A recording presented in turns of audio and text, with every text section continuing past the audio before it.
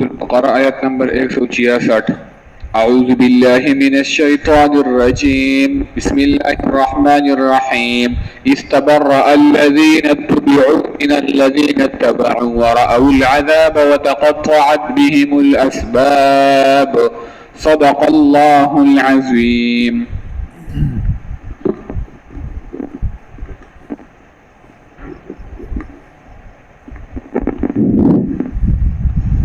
الحمد لله وحده والصلاة والسلام على من لا نبي بعد. أما بعد، قال الله تعالى في محكم كتابه: أعوذ بالله من الشيطان الرجيم. بسم الله الرحمن الرحيم. إذ تبرأ الذين اتبعوا من الذين اتبعوا ورأوا العذاب وتقطعت بهم الأسباب. د دې مخکې الله تعالی رد وکړو په دې مشرکانو باندې چې دې مشرکان دوی را لګي او د خپل بوتانو سره داسې مینه او محبت کوي لکه څنګه چې د الله سره مینه پکار ده. اوس الله تعالی په دې آیات کې دوی ته دا فرمایي چې ګوره مینه او محبت د هغه چا سره وکړي چې سبا د قیامت په ورځ باندې ستاسو په کار راشي. اسی نه چې د قیامت ورشي او ستاسو نه انکار وکي، ستاسو نه بیزاری وکي، نو د الله نه ما سیوا د بل چا سره محبت مکوئ. او پای کې موږ اقسام ذکر کړیو چې بعضې محبتونه داسې دي چې هغه اگر که د الله سره نه وي خو الله پې ثواب ورکوي، لکه د ماشومانو سره شفقت کول، دغه شان د الله تعالی دپاره د چا سره مینه ساتل، د ښځې او د خاوند په خپل منځ کې تعلق، دا ټول د ثواب ذریعې دي. خو هغه محبت او هغه تعلق چې هغه د الله تعالی نه انسان سو غافله کوي،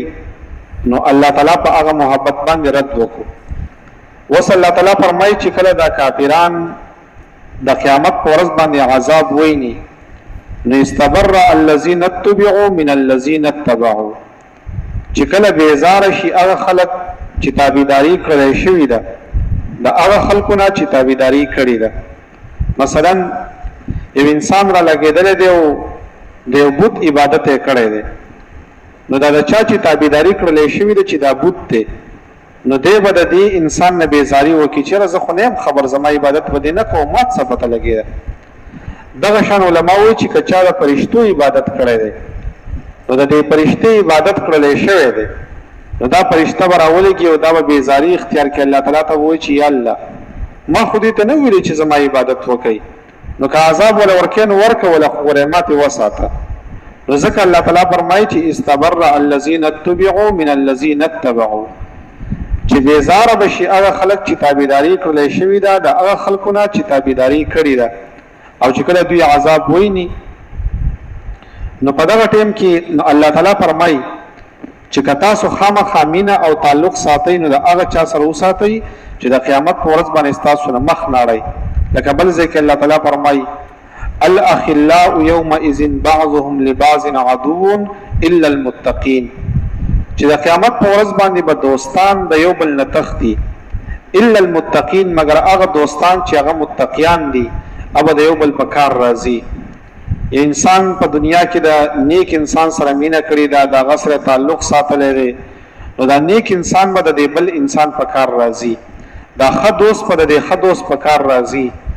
یو پلار چې هغه نیک عمله دی د خپل زویو په کار راځي چې مسلمان دی. دا شان یو زوی دی هغه مثلا حافظ قرآن دی، هغه نیک عمله دی، نو به د خپل پلار په کار راځي. نو دلته الله تعالی فرمایي چې دا کافران به د یو بل په کار نه راځي. وتقطعت بهم الاسباب، او په دې باندې به ټول سببونه بند شي. مطلب څه دی؟ مطلب دا دی چې د سبب نه مطلب دا چې په دنیا کې دوی د څه په ذریعه د یو بل سره محبت کوو، لکه مثلا د قبیلې په ذریعه محبت کوو، د خاندان په ذریعه باندې، د مال په ذریعه باندې، او انسان را لګېدلی او د بل چا سره مینه ساتل او د الله احکامات یې ماتول. الله تعالی فرمایي: وتقطعت بهم الاسباب، ټول اسباب په دغه ورځ باندې ختم شي. یو مطلب دا دی. دویم دا دی چې وتقطعت بهم الاسباب نه مطلب رشتہ داری ده، صله رحمی ده. نو چې په یو سړی په دنیا کې را لېږېدلی دی او د خپل رشتہ دارۍ لحاظ یې کړی دی او د الله حکم یې مات کړی دی، لکه د خپل خاندان سره ولاړ دی او د الله حکم یې مات کړی دی، د خپل رور سره ولاړ دی خو ناجایز یې کړی ده. نو الله تعالی فرمایي وتقطعت بهم الاسباب،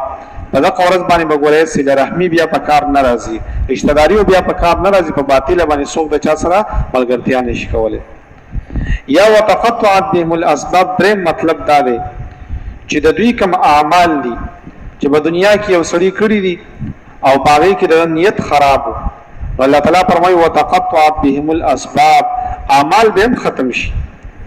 څلورم مطلب یې دا دی چې بعضې ټایم کې به د کافرانو په دنیا کې یو بل قسمونه ورکړل چې د قیامت په ورځ باندې که زه جهنم ته غورځولم نو ته به ما راکاږي او بل ورته که زه غورځولم ته ما راکاږي. الله تعالی فرمایي وتقطعت بهم الاسباب، په دغه ورځ باندې وګورئ قسمونه بیا کار نه کوي، قسمونه به د خلکو نه یېري. یا مطلب دا دی وتقطعت بهم الاسباب چې په دنیا کې د انسان کمی مرتبه دي، لکه انسان سره په دنیا کې یو عہده ده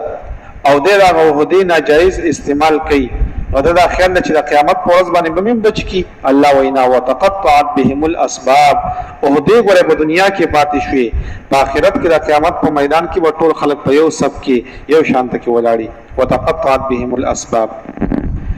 نو چې کله دا انسانان ویني چې زمونږ خو د بوتانو مخ واړو، زمونږ خو د خپل مشرانو مخ واړو، زمونږ خو د فرشتو مخ واړو، نو دوی به ورته وایي یاره که زمونږ دنیا ته واپس تلل ممکن وی که نه نو موږ به نه په دې دنیا کې دقه شانته کې مخ اړولی لکه نن موږ پرېښودو. الله تعالی فرمایي دنیا ته خو بیا واپس تلل نشته. خو علما وایي چې الله تعالی ته د دوی علم دی چې دوی د قیامت په میدان کې هم ګورې دروغ وایي چې لکه موږ دنیا ته لاړو که نو ستاسو نه بېزاره شو. الله تعالی وایي که دنیا ته لاړه نو ګوره بیا هم د خپل مشرانو تابعداري کوي او د الله حکم نه مني. وقال الذين اتبعوا لو ان لنا كرة، کزمو واپس دنیا ته تللوي فنتبرأ منهم كما تبرؤوا منا، نو موږ به بیزاره شوی د دوی نه لکه څنګه چې دوی زموږ نه بیزاره دي. الله تعالی فرمایي كذلك يريهم الله اعمالهم،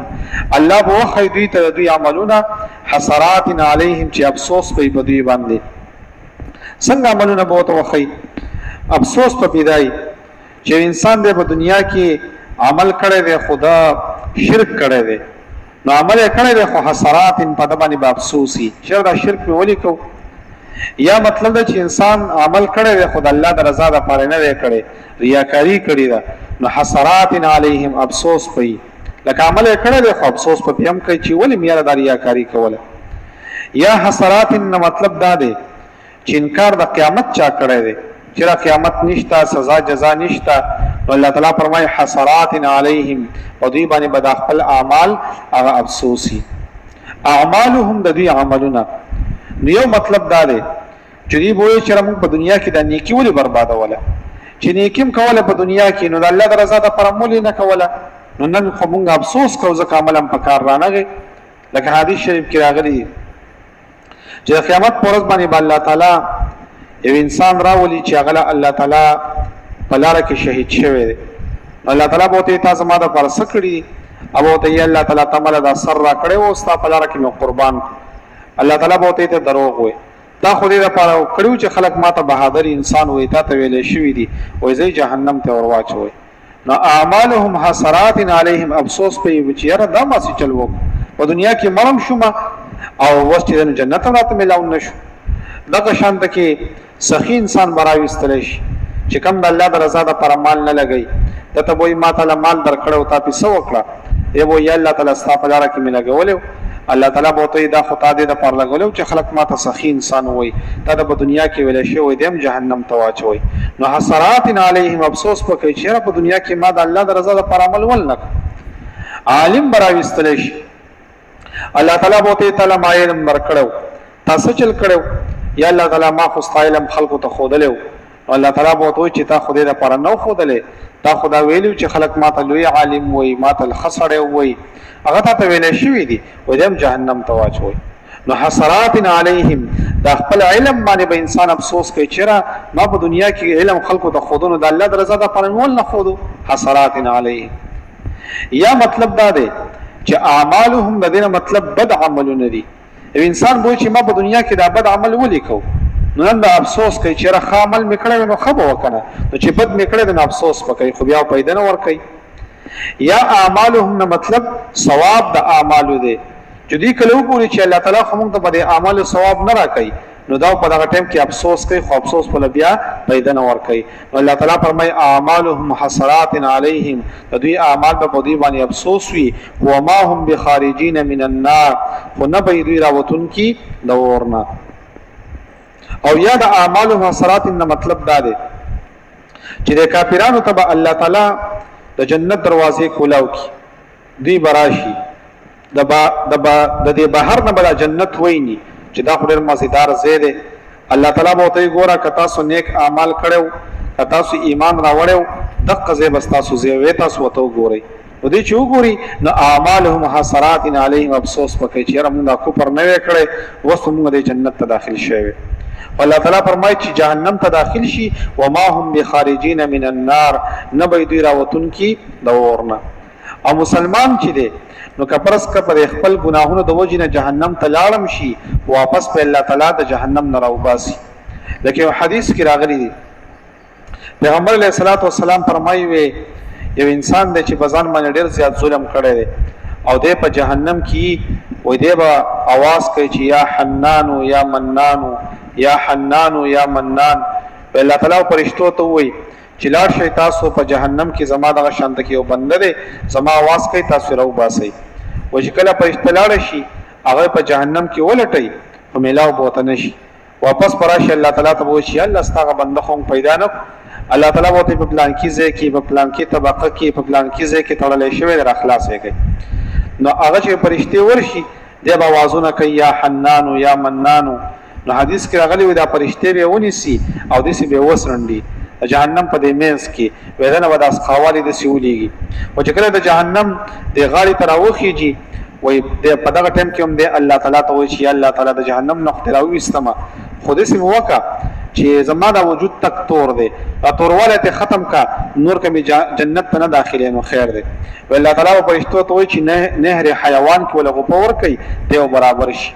نو حدیث کې راغلی چې کله دا فرشتي غپور کې وای دسي به تازه شي لکه د بادرنګو په بوټي باندې چې باران وشي او تازه شي دسي به تازه شي نو بیا به انسان ناسي د جنت نه بهر خدای الله تعالی د ذکر بکای او په مخ به جنت ته ګوري الله تعالی ته وای یا حنان یا منان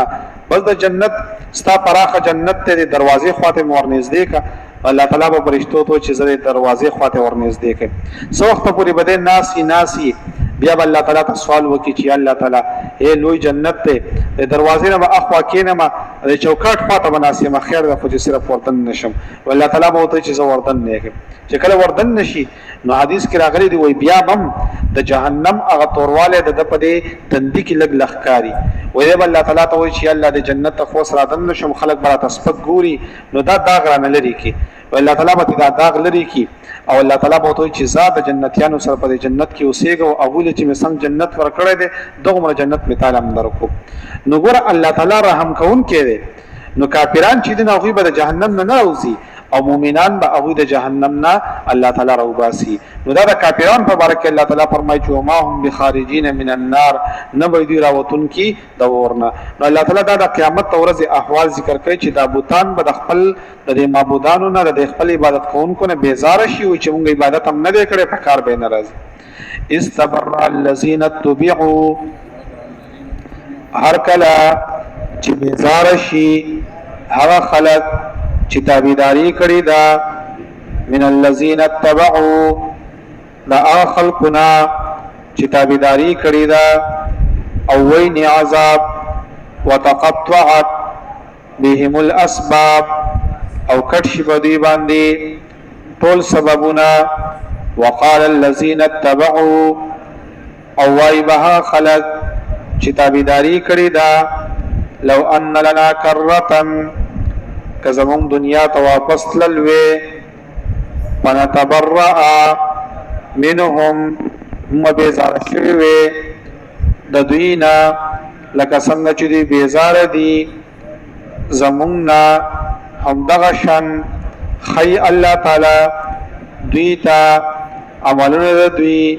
حسرات علیهم افسوس پی بدی باندې وما هم بخارجین او نبی دی راوتن کی من النار دورنا